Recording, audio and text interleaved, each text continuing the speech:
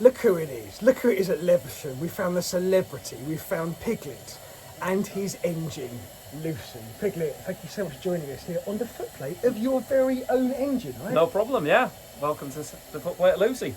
How does a man come about owning an engine? By complete accident, really. I went to a museum at the Middleton Railway in Leeds to look at an engine that we were potentially going to get from the NYMR. And while I was looking at that, in the shed there, in the museum, was Lucie. And I was like, I like that. It's a bit different. It's a bit weird. And I thought, so I sort of jokingly said to the guy, you know, can I buy it? And he went, yeah, it's all yours, mate. So I did.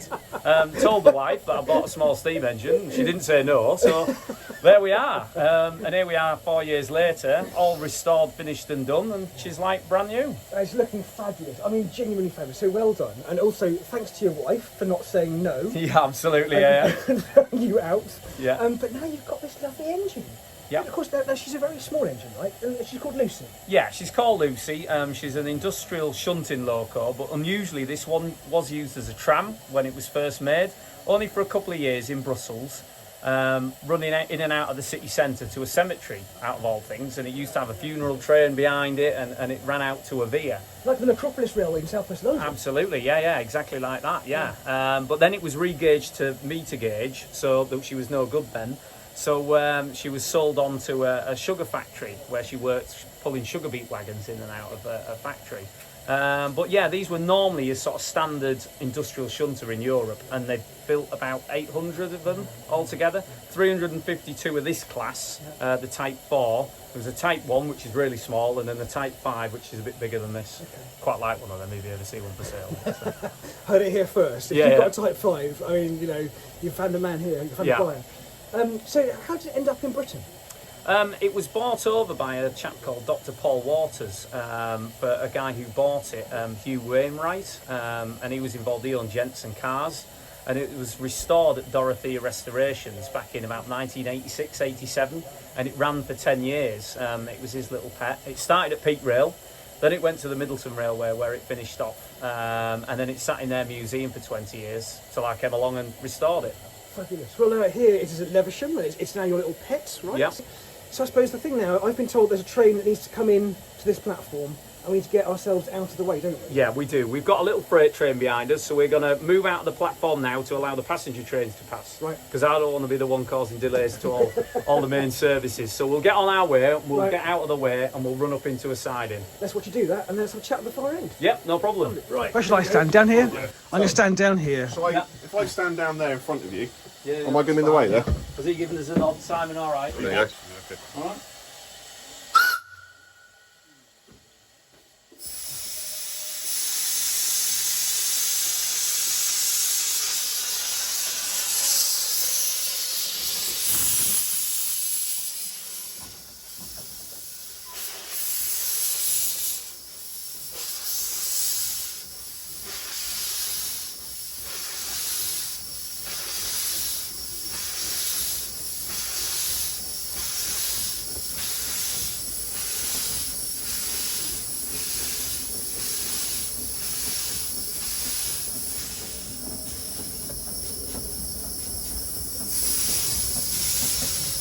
Isn't it? The fact it's actually in atmospheres rather than PSI. Yeah, the boiler was built in atmospheres, so I put it back to atmospheres as it originally was.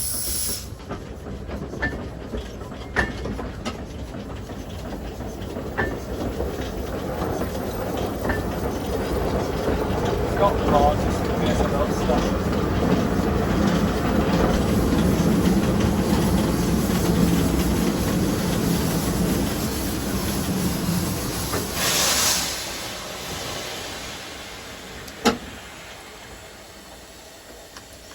I guess, was it?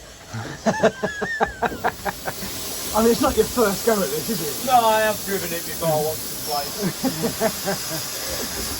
Yeah. No, I mean, I've restored it essentially as close to as originally as it was built. It had a pad back on it and some of the pipework was wrong. So we'll put it back, hopefully, as close as we can. Pull the toilet chain. That is from a loo. Yeah, it's from the toilet in York. Of course it is. National Railway Supply. I got it with with permission, sort of. It's it, the building was being destroyed and I like things with a story, so and I didn't have a whistle chain. Sensible fellow.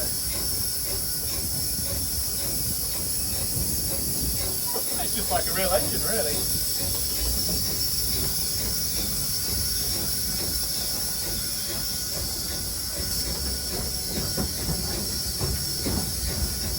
Tom, down there from Steam Railway Magazine. Hello, Tom from Steam Railway Magazine. How are you finding it? How does this compare to, say, being on some of the bigger engines that you've been on over your time? It's marvellously characterful. It's an engine that is used. How can I put it? It's its very own unique character. There's nothing else like it, really. There are very few of these Sentinels in the UK, and very few of them are operational. I think only maybe 2 or 3 others are currently working in the UK right now, and none are in as authentic condition as this one.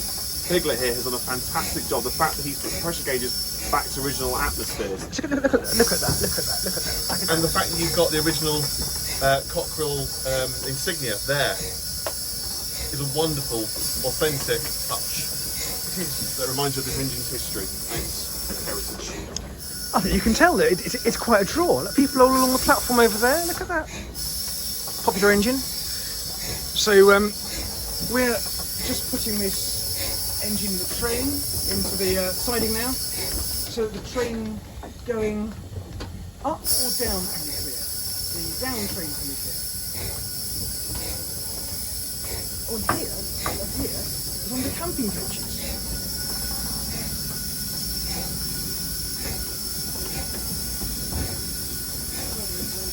Okay.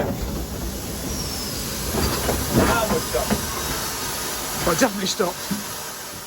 Right, Piglet, we're now on the front of your engine. This is the front veranda, right? So this is where yeah. you could stand and you could do the shunting if you were doing the shunting in the streets and so on? Absolutely, yeah. You can stand up here. It also allows access to the water tanks as well, to fill the water tank up. So this is 750 gallons of water in here, which is a lot for a little engine. It really is, yeah. It is, and that'll last you all day, right? Easily all day. We ran all day yesterday and only used half a tank of water. Brilliant. So you could almost get back to Belgium with it, with the amount of water it carries. Okay, we can try that sometime. Yeah, I'm up for that. I mean, it's a bit tit field, but let's try. Yeah. There's a tunnel through. I was going to say, if we set the points correctly, technically, you could, right? We are fully connected. We could, in theory, get back to Brussels. If anybody on the East Coast Main Line, the signalling system, is watching this, please help us somehow. Turn the fire alarms off in Channel Tunnel. We'll be away. I'm up for it. So this engine, I mean, this is a popular engine. You were saying, as you were coming through the station earlier, there's a whole crowd of people here taking videos of it and photographing. Obviously, you're a celebrity here, so that takes pictures of you mainly. But apart from you, it's the engine, right? Why do you think it's so popular? I think it's just a little bit different, and it's also small, and it's quite sort of it's not too scary, particularly for the children. So they like it because they can come up. I mean, you can hear now we've got nearly full boiler pressure. She's just sat simmering away. It's not imposing. It's not scary, you know. And the fact it's got a nice little name as well, you know. And I do encourage people to come see her, get on the footplate, have a look, you know, and experience it. You know, I mean, this is from another era, isn't it? 1890. I mean, there was no cars on the road. There was nothing. I mean, when this has been trundling around, the world is a very different place to what we live in now. Yeah, and I said you won the, let's get this right, the Heritage Railway Association Steam Railway Readers Award. That's it, yeah. I think, for this engine. And how did it feel to win that as a recognition of your work? It was really, really nice, you know, that the support, you know, that I've had throughout the restoration, and then since we've finished her and taken her around, we've been over on the 𝙎𝙊𝘾𝙄𝘼 and Bolton Abbey Railway this summer, and people have really, you know, have got involved and support and liked, and it's just been really nice. And you know, restoring these is hard work, you know, and it wasn't just me. I had a team of people helping, my brother, my family, and lots of volunteers. It wasn't me that did this entire restoration. But there's a lot of people involved, and everyone's enjoyed it, and it's just a really nice thing to win, you know, because it's hard work, and when you receive an award, I don't mind an award, you know what I mean? It's all right. I'm a bad loser, so if I enter a competition, like, I've got to win it. So yeah, it's been good. Good. I mean, look, you and I are no stranger to a television camera or two, right? And that's quite nice, but we often have to remember that it isn't just about us, right? That we represent a lot of people behind the scenes doing a really, really massive job. We're kind of like the showman often, and the kind of the front sort of lead singer sometimes. Absolutely, yeah. About a massive set of people. So not only for Lucie, but you represent a huge team here at NYMR, don't you, as well? Absolutely. I mean, I've got a hugely dedicated team down at 𝙎𝙬𝘽𝙎𝘾𝙎, keeping all these engines running this gala. I mean, we've got 12 engines in steam, 12? and that's a lot to look after. So the lads have got all the examinations to do to make sure they're safe. They've got to get them ready on the morning, deal with all the crews.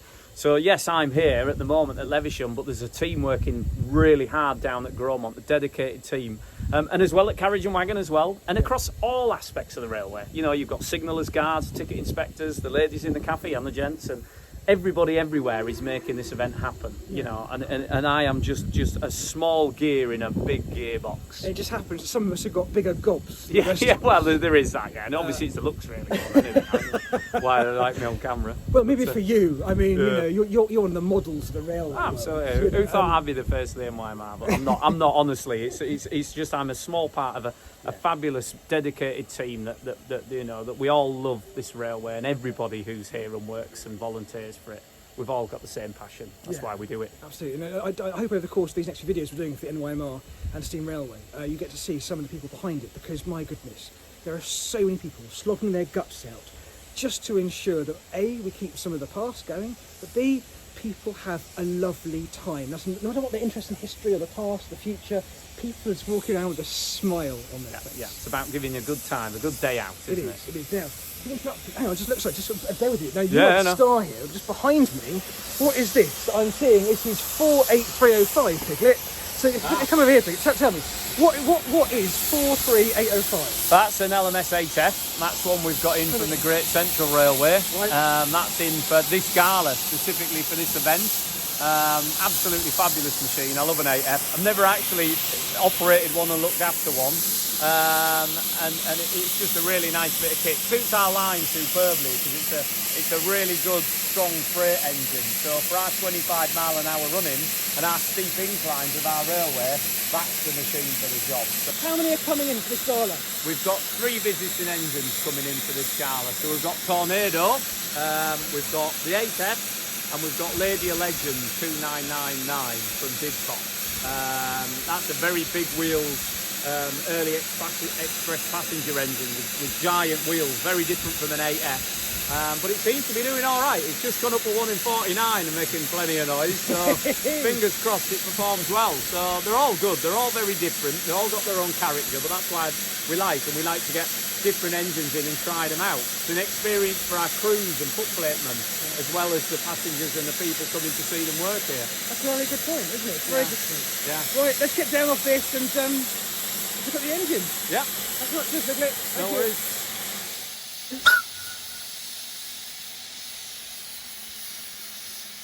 Thank you.